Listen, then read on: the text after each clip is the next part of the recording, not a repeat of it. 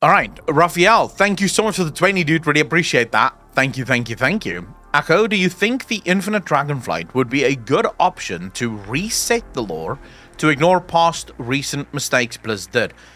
Infinite Dragonflight would be difficult, because could potentially use the Infinite Dragonflight, but it would be sort of in a roundabout way. So if the Infinite Dragonflight managed to destroy enough timelines, the Bronze Dragonflight might be forced to sort of rewind time. So they would have to find a way to rewind time to before the Infinite Dragonflight started destroying the different timelines, and we would have to start at that point instead. So there is a chance that the Infinite Dragonflight could be used as a tool to do this, but you get in sort of headache territory, because if a timeline is already destroyed, how would you go back in time in order to save a timeline that is already destroyed? You know, you're sort of getting to that chicken egg scenario of breaking your brain trying to think of how this would happen. A much easier or much easier way of rewinding it would just be through the Bronze Dragonflight. We kind of spoke about this during the Livecraft episode as well with patrons the other day, where I came up with an idea for how we reach Azeroth. Now, for those of you that isn't aware, every single major lore character, with the exception of Turalian and Troll Lady, what's her name again?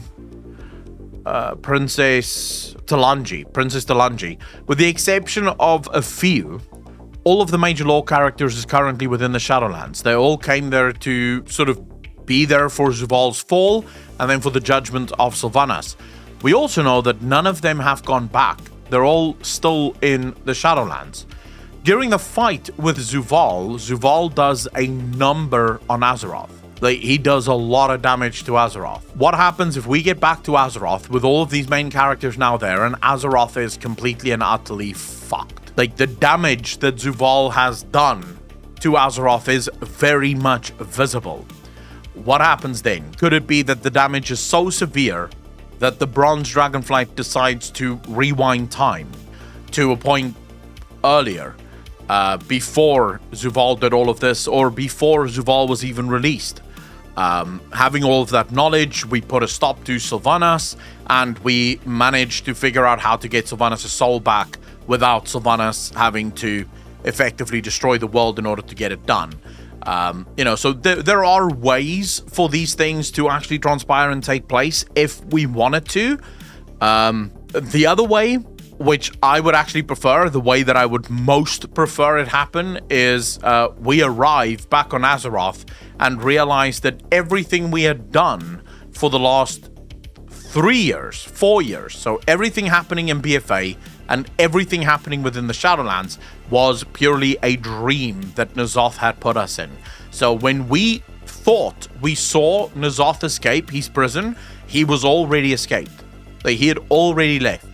And so we never did any of the things that we thought we did. He was in control the whole time, and he was showing us the future without him. So this sort of changes the way we would view things, right? We can't look at him as a complete enemy, because his defeat would signal the entrance of something much more evil. So that would be something that I could really get behind and something that I could really enjoy. Would I see Blizzard doing it? No. I think Denuser thinks that Shadowlands was a good place to end everything. I also think Denuser is really... I think Denuser is very interested in moving on from the story that Chris Metzen and Alex Frigiabi and those people worked on. I think Steve Denuser wants to create his own story, forge his own path ahead, and if he did a sort of time rewind, he would once again be in the story that was created by those who came before him, and not able to write his own story. Now, that is a whole different discussion on whether or not I think Denuser is a good enough writer to do what he does. I see on Twitter people constantly defending him by falling for the bullshit story that it was Alex Frigiabi that wrote the Shadowlands and not Steve Denuser. It is bullshit, by the way. The evidence does not support the claim. The claim is that all of this was Alex Afrigiabi.